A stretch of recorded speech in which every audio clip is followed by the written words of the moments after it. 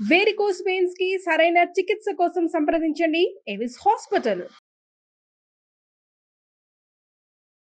నమస్కారం, welcome to Suman TV. నేను గీతాంజలి. ప్రస్తుతం మనతో పాటు ప్రముఖ జ్యోతిష్యులు బ్రహ్మశ్రీ నందిభట్ల శ్రీహరి శర్మ గురువు గారు ఉన్నారు. వారితో మాట్లాడదాం. గురుగారు నమస్కారం అండి.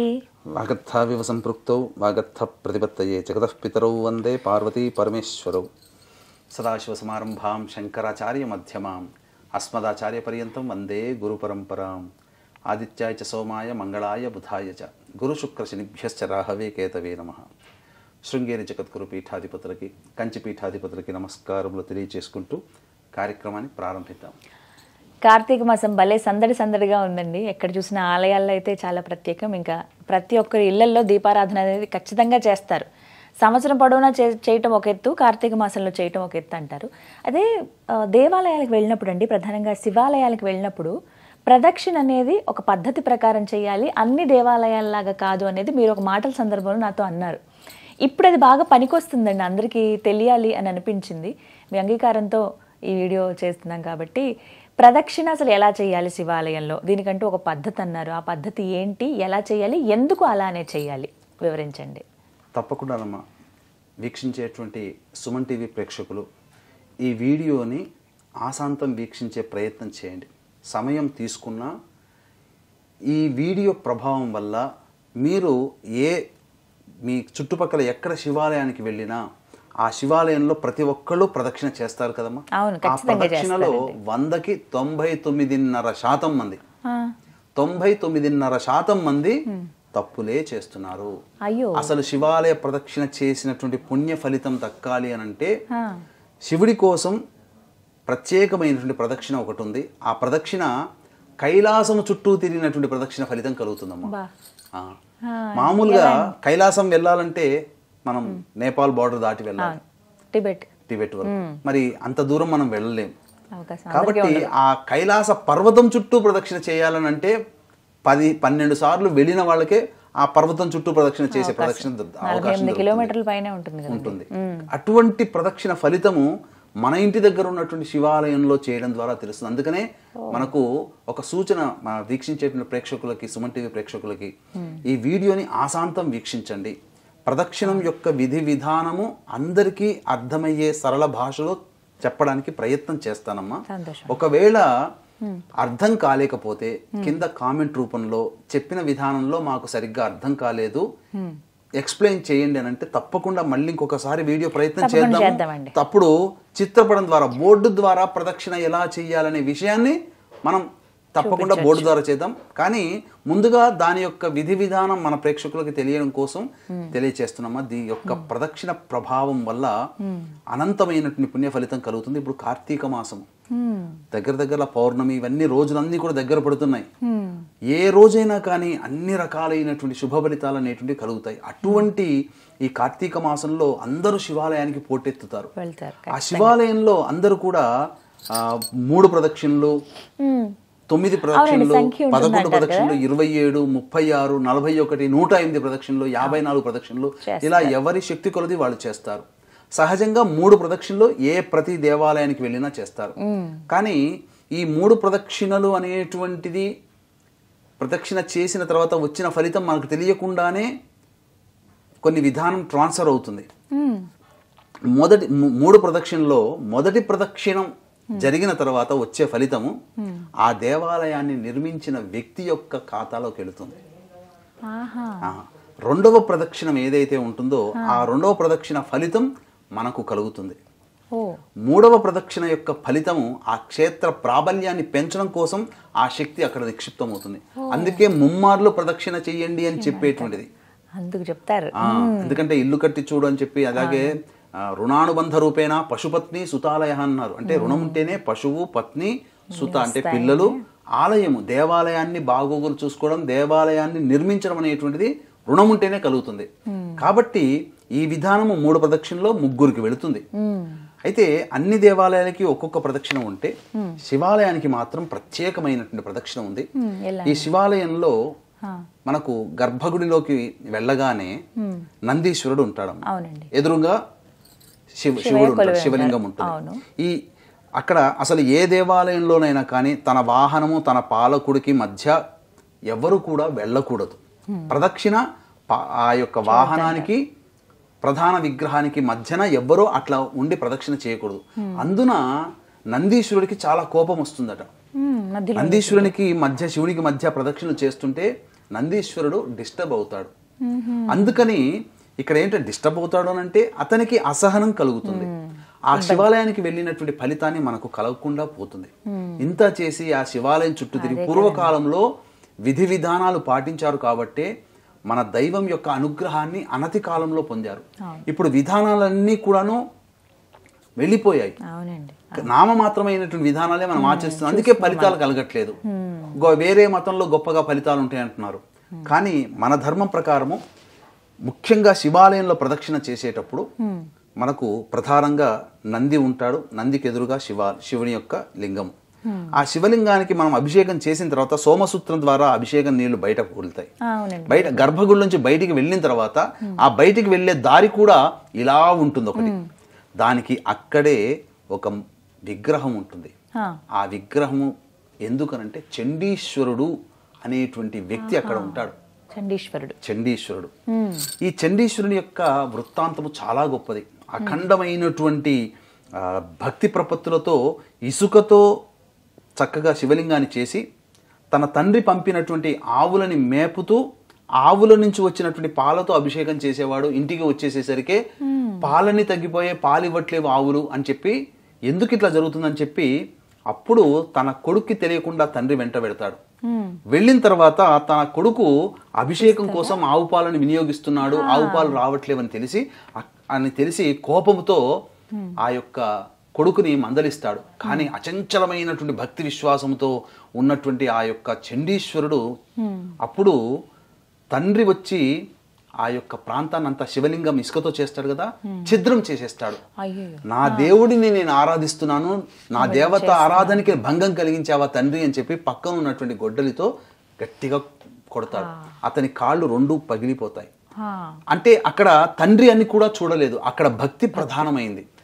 పార్వతీ పరమేశ్వరుడు స్వయంగా వచ్చి నీ అనన్యమైనటువంటి భక్తికి నేను మెచ్చాను అయ్యా, నీవు నా సంపదకంతటికి కూడాను కాపలాదారుడివి అని చెప్పి అప్పటి నుంచి నువ్వు చండీశ్వరుడిగా నీవు నామమందుతావు, నాకు సమర్పించే ప్రతి ద్రవ్యము కూడా నిన్ను అడగందే తీసుకొని వెళ్ళకూడదు అని ఆజ్ఞాపన చేసి ఆ విధంగా పెడతాడు. అప్పటి నుంచి ప్రతి దేవాలయంలో చండీశ్వరుని యొక్క విగ్రహం అనేటువంటిది పెట్టడం జరుగుతుంది. ఖచ్చితంగా ఉంటుంది. కానీ కొన్ని దేవాలయాల్లో, పాతకాలం దేవాలయాల్లో చండీశ్వరుడు ఉంటాడు, కానీ ఇప్పటి దేవాలయాలు కొన్ని లేవు.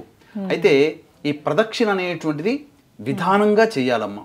అందుకనే మీకు గమనించుకునంటే శివుడికి సంబంధించినటువంటి విషయాలు తెలిసిపోయే గ్రంథాల్లో ఉన్నప్పుడు శివాలయానికి ఒకసారి ఇచ్చిన పదార్థాలు ఇచ్చిన తర్వాత ఏమీ తీసుకెళ్ళి వెళ్ళట్లేదు, ఎవరు తీసుకొని వెళ్ళకూడదు. అందుకని దీనికి గుర్తుగా చండీశ్వరుని దగ్గరకు వచ్చి చిటికలు వేస్తారు. ఇట్లా చిటికలు వేసి, ఓ చండీశ్వర ఉత్త చేతులతో వెళ్తున్నాను, నా దగ్గర ఏమీ లేదయ్యా అని చెప్పి ఆ పూజారి ఇచ్చినటువంటి కొబ్బరి చిప్పో అరటిపండో ప్రసాదము తీసుకొని, పూలో గాని బిల్వపత్రం తీసుకొని, ఇవి మాత్రమే పూజారి గారు ఇచ్చారు, ఇవి మాత్రమే నీ అనుజ్ఞతో తీసుకుంటున్నాను స్వామి అని చెప్పి ఆయన దగ్గర ఒక మాట చెప్పి వెళ్ళి మన ఇంటికి తీసుకొని పోవాలి. ఈ శివద్రవ్యము శివుని లింగం మీద పడినది అంతా కూడా శివారాధనకి అర్పించినది అవుతుంది. శివునికి కాకుండా మిగతా ఏ ద్రవ్యమైతే పడుతుందో ఆ ద్రవ్యం అంతా చండీశ్వరుడిది.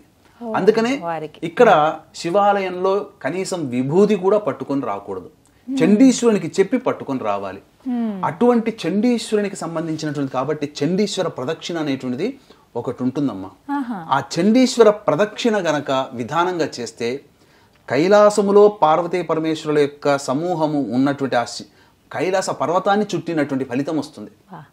కాబట్టి ఆ ప్రదక్షిణ ఎలా చేయాలి అనంటే చాలా దేవాలయాల్లో మనకు ధ్వజస్తంభం ఉంటుంది, కొన్ని దేవాలయాల్లో శివాలయాల్లో ఉండదు.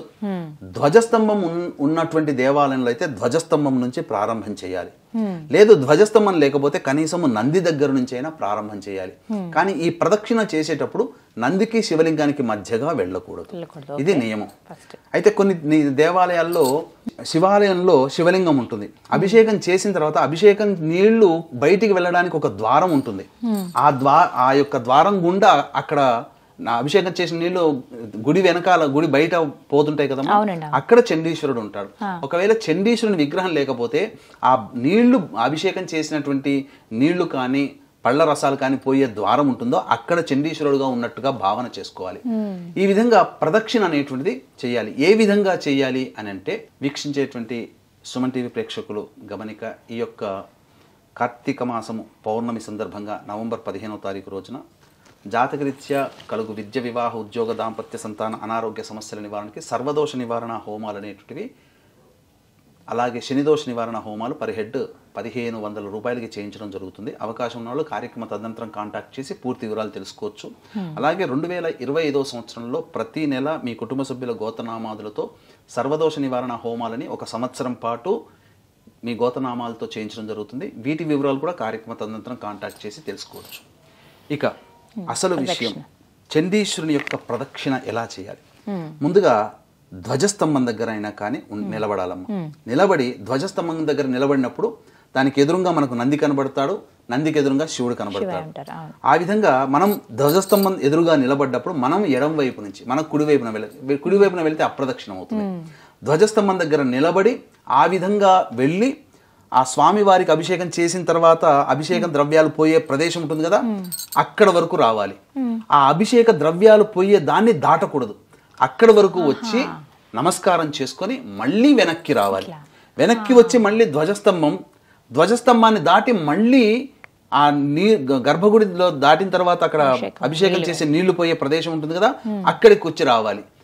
అక్కడికి వచ్చి నమస్కారం చేసుకొని మళ్ళీ ధ్వజస్తంభం దగ్గరికి రావాలి. అప్పుడు వస్తే ఒక చండీ ప్రదక్షిణ.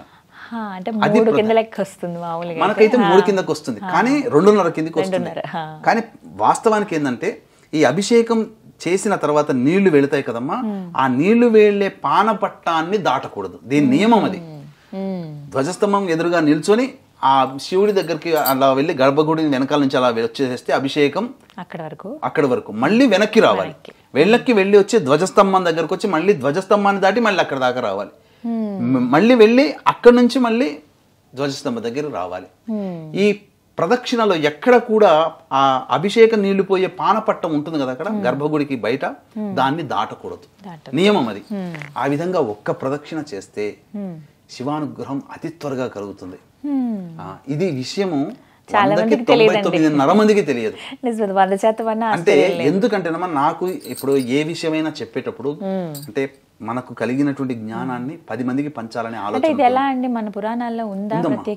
చండీశ్వర ప్రదక్షిణ అంటారమ్మా దీన్ని. దీన్నే చండీశ్వర ప్రదక్షిణ అంటారు. తెలియదు. కానీ నాకు దీని విషయం గురించి దీని తెలుసు.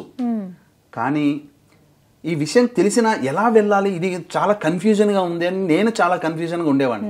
అంటే ఇక్కడ ఇంకొక సమస్య గురువు గారు, అలా ప్రదక్షిణ చేయడానికి ప్రారంభిస్తే వెనక్కి తిరుగుతున్నావేంటి, అలా తిరగకూడదు, తిరగండి వెంటనే సరిగ్గా. మీరు అన్న మాటకి దీనికి ఇప్పుడు వివరణ ఇవ్వబోతుంది. మీరు అన్న మాటే నేను మొన్న ఒక 2 రోజుల కిందట కోటి సోమవారం అని ఉంది కదా, కోటి సోమవారం రోజున శివాలయానికి వెళ్ళాను సంధ్యా సమయంలో.